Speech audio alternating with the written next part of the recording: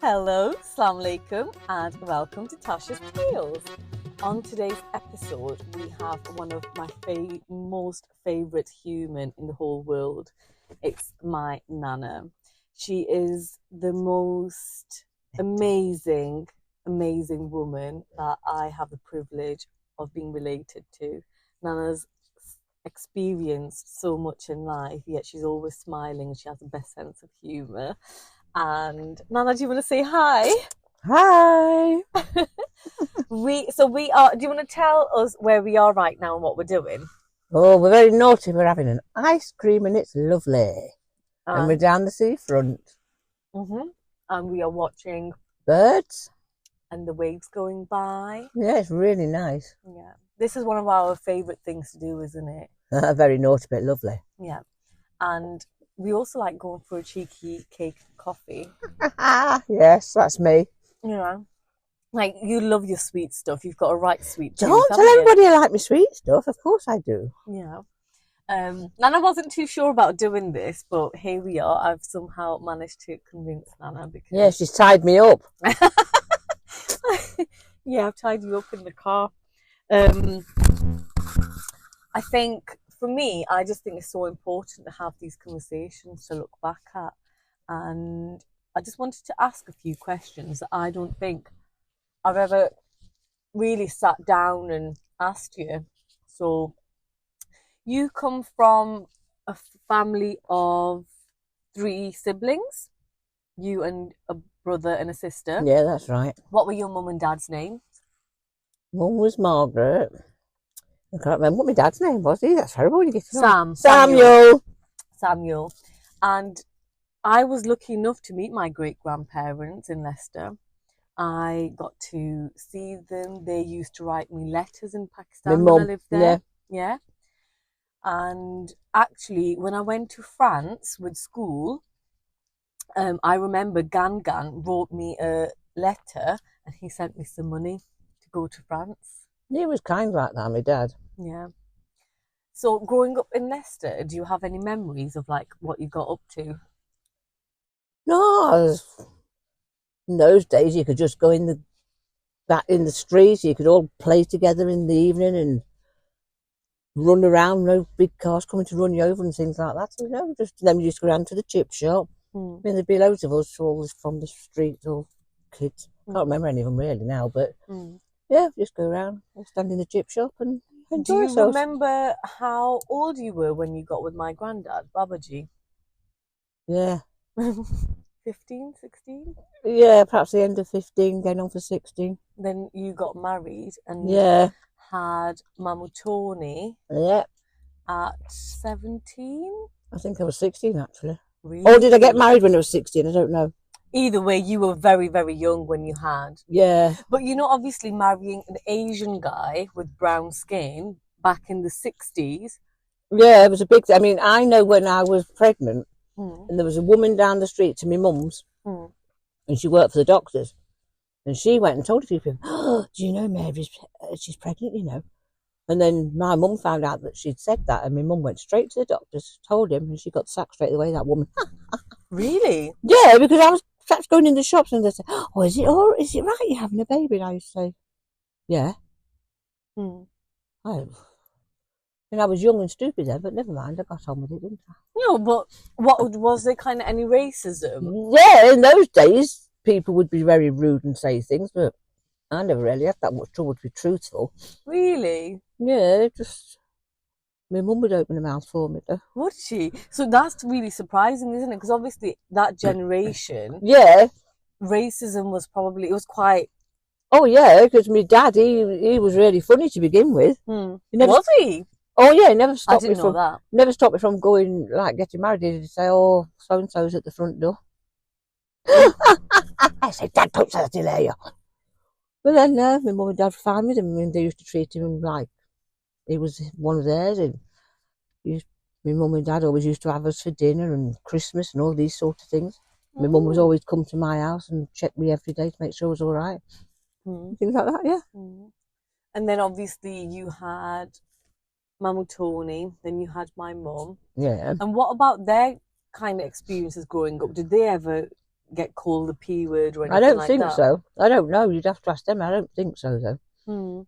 But did you ever hear people say anything to you and Babaji Not about really. that? That's really, really nice, isn't it? Yeah. It's really nice and positive that you've never had to experience. But in them days, I would have answered back anyway because... Would you?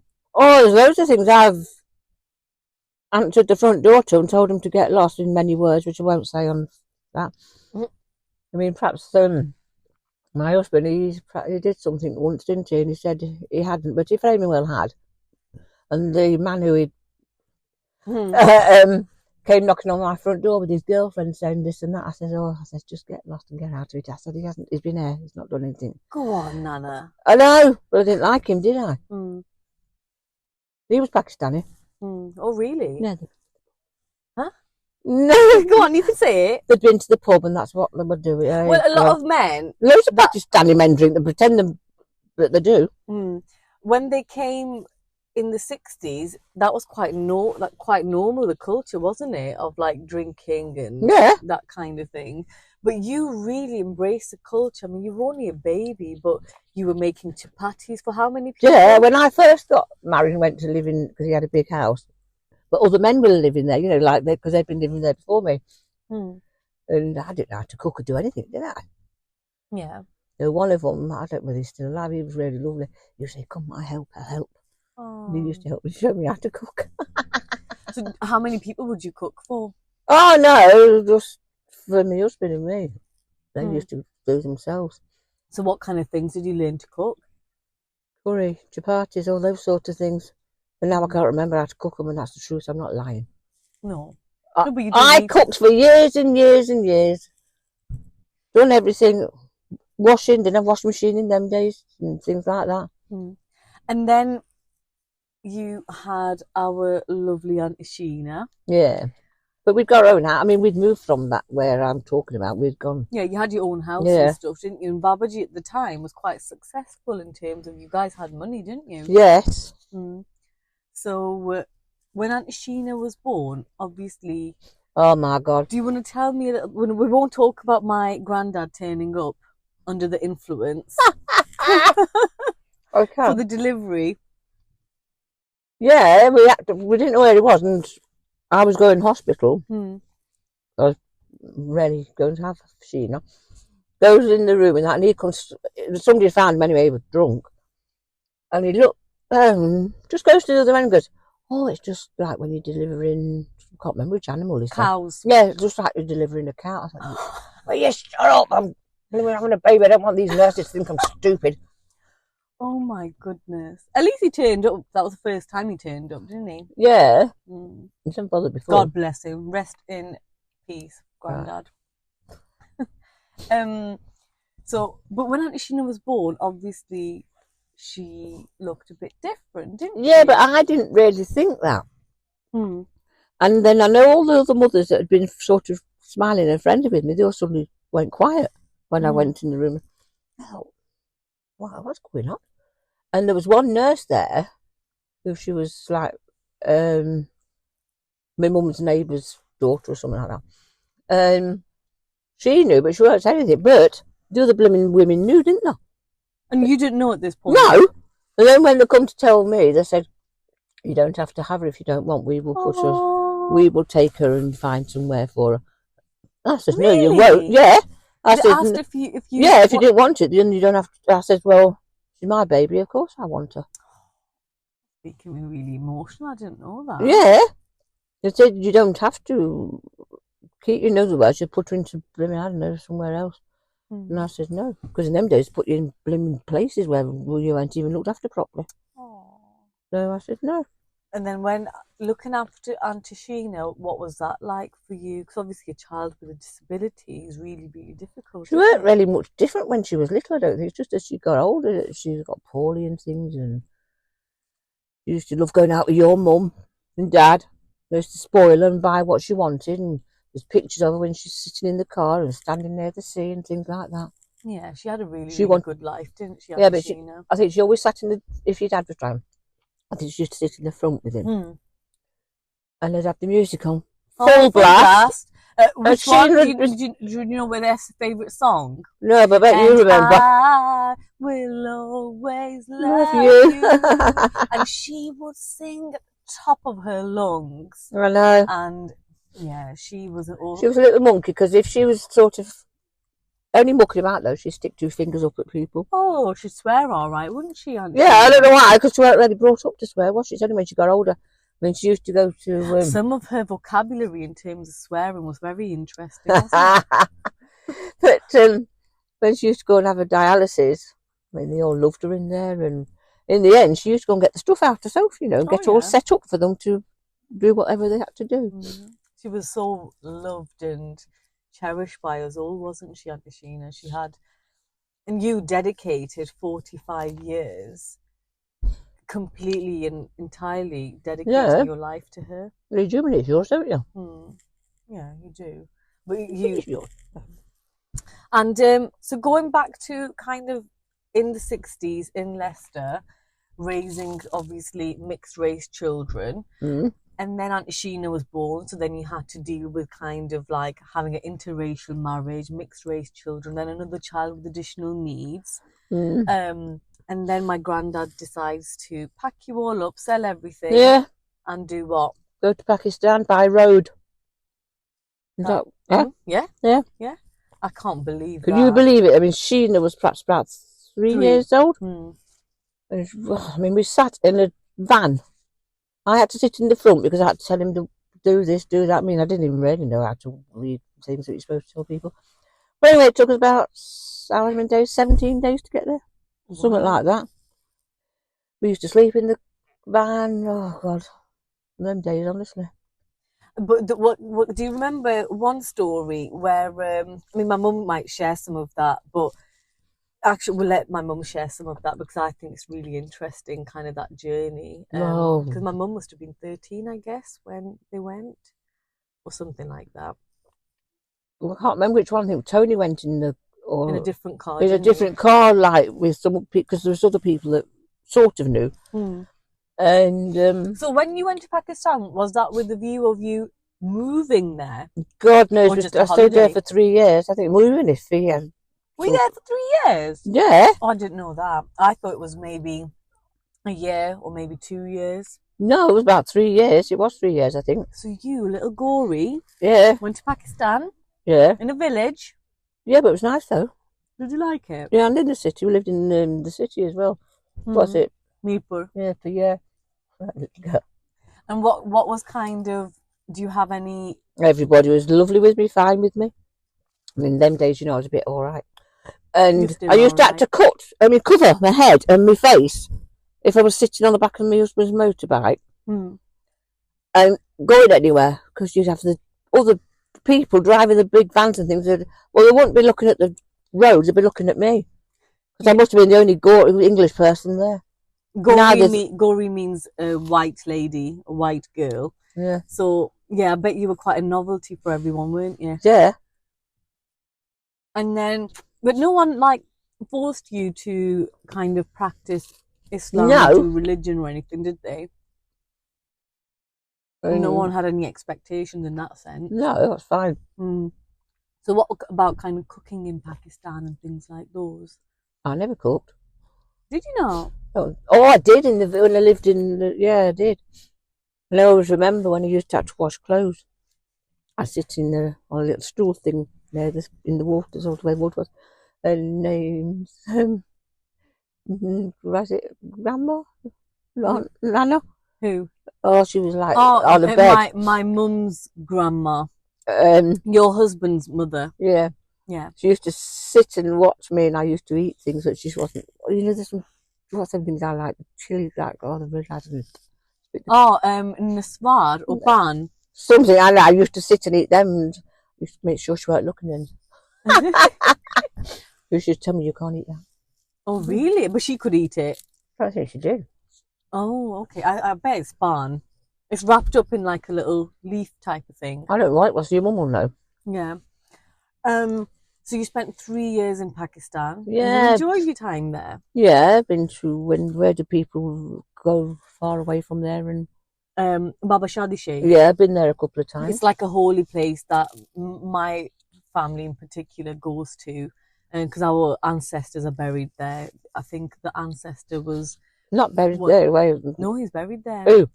Our ancestors. So Baba Shadi Yeah. Sheikh is a man who's from our lineage. He was the first Oh, one right. to convert to Islam and to become a Muslim. That's why they all go there. Yeah, I've been a couple of times. And it's on like a hilly mountain. It's Yeah. really pretty to look at. So then when you came back to England from Pakistan... We came back because Tony wasn't well. Right, okay. And I brought Sheena back. And did you come on the aeroplane? I was expecting Safina. Oh, right. No, I flew in my arms like that. Of course I come on an aeroplane. Honestly. Yeah, but we'd left your mum there and had Tony, what was it called? Yeah, Tony. No, Tony came Tony with me. came with you because he was unwell. Omar, Roger. Left Omar, yeah. Left Omar. Oh, okay, so you left And your my mum. mum and Omar. Omar. Yeah. And that was about it. And when you came back to England, you had Auntie Safina. So you had 5 children, and you were still in your 20s at that point, I'd imagine. I don't know, I can't remember. I don't remember. Or I'm maybe only, not, I'm only you must be 21 now, so I mean, what are you saying that for? Well, yeah, that you're still young at heart, aren't you? Oh, yeah. Yeah, so when you came back to England... Lived in a rented house, which was horrible. Oh, really? Mm. But you had Auntie Stephanie, didn't you? Was Yeah. Auntie Stephanie your childhood best friend, wasn't she? Oh, sort of, yeah. She was naughty, though. Was she? I used to like going to her house because she used to have lovely posh cakes and things like that. Because your family wasn't very wealthy, was it, growing up? No, but we weren't short of... We were never short of anything. Mm. My mum was very good with money. What did she do? What did she ever work? Yeah. She finished when she had her first one, so... And what about you? Your dad was in the army. He was in the army, yeah, and that... When he come out of the army, he was like not really 100% all right. Really? Yeah, and I've seen so many things, and what did he have, like trauma from the war? We always got on with it. I mean, if he ever sort of got upset or getting like, he never smacked us, never shouted at us or anything. Oh, really? I remember when I was naughty, because I was a naughty one. That's why my brother and sister didn't like me. Oh. My mum would say, "I'll tell you, Dad, when he comes home. I'll tell you, Dad." I used to say, "Tell me, Daddy, he won't do anything." So, Granddad was shot, wasn't he? Yeah, he had to come and got sent to, I can't remember where he got shot, but yeah. I think it was India. I remember him telling me, and I'm so gutted that I didn't get to speak to him about his experiences. Yeah, I remember, you was young then. You weren't. I was only a baby. Yeah. I was only 13, but I remember him telling me, "Oh, hello, Babaji, Babaji." Yeah. He used to put on He used to put on a right show when we went. He must have been in his late 80s, perhaps early 90s, when we moved to England, and he'd sit there with his little Asian waistcoat on. And yeah, say, just for you. Yeah, I know. But he would tell me about how he served in the army in India and he got shot. I can't remember where. I don't know if it was leg or something where he got shot. I can't remember where he got shot, but yeah. So growing up, you never got hit or shouted at or anything No. like that? Really? No, perhaps my dad had seen enough when he was working. I mean, during the army and that sort of thought, "Oh, look how cute he is."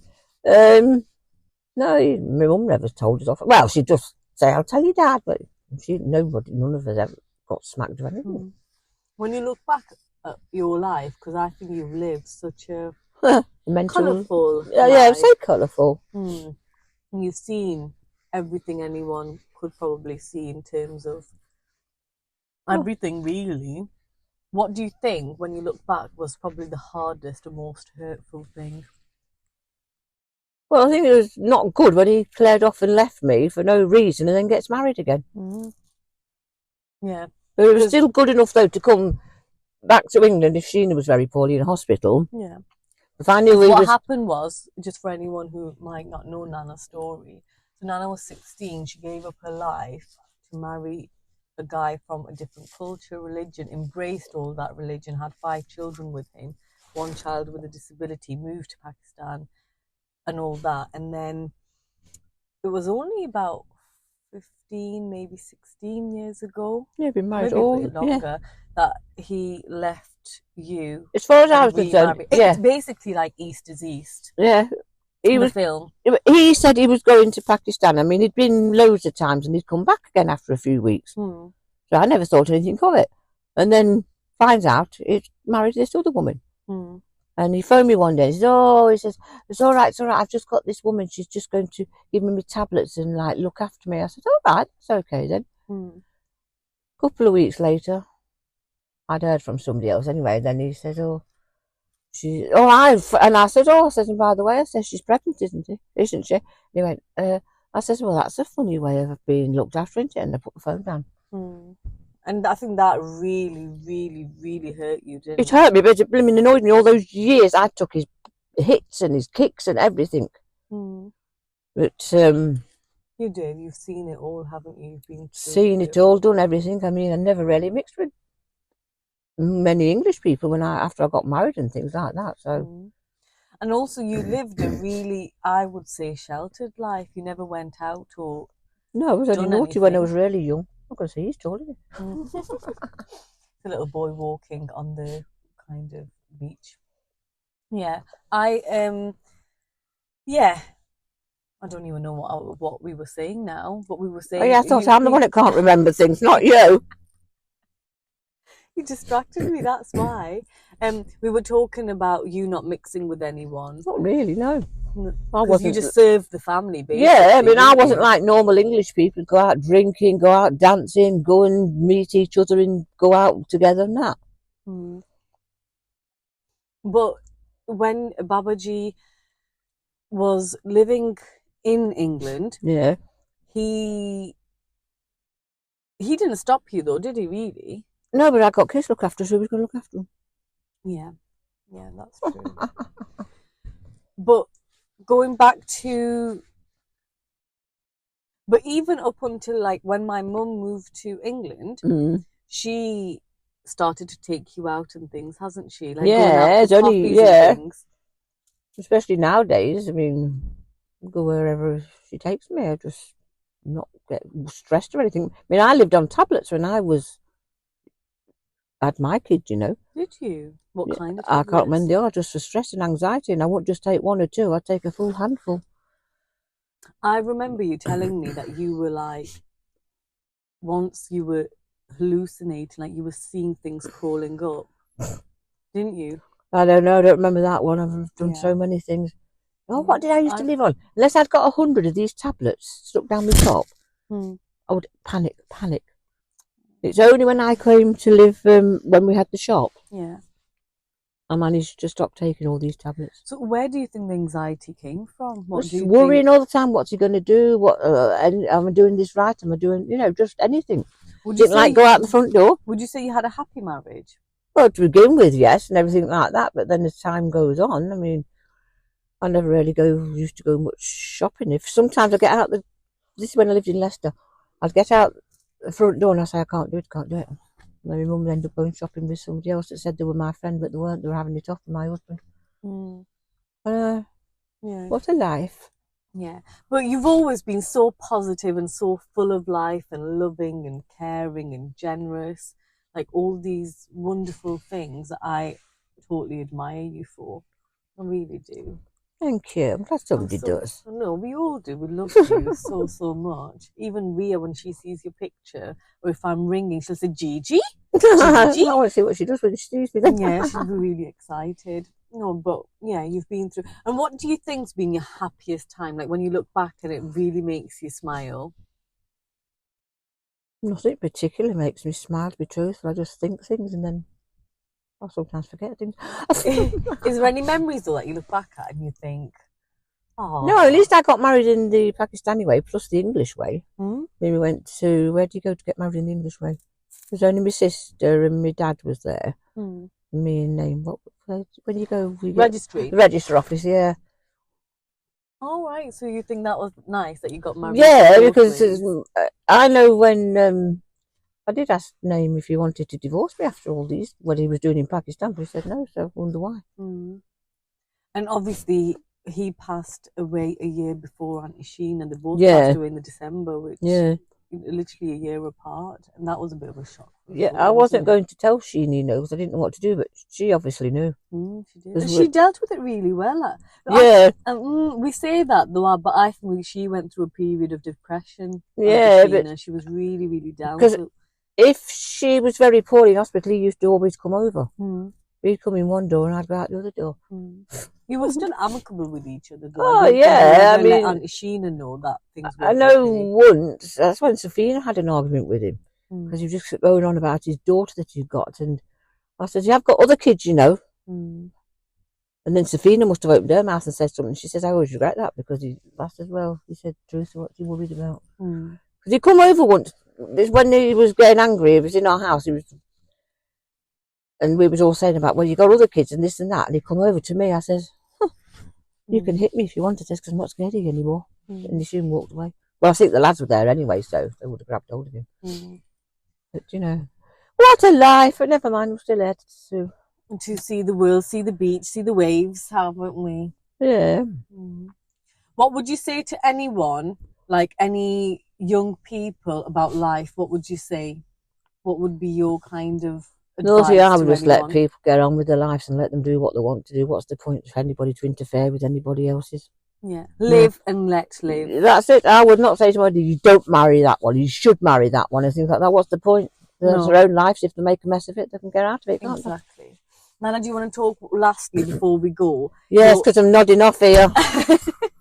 About your encounter, your ghost encounter.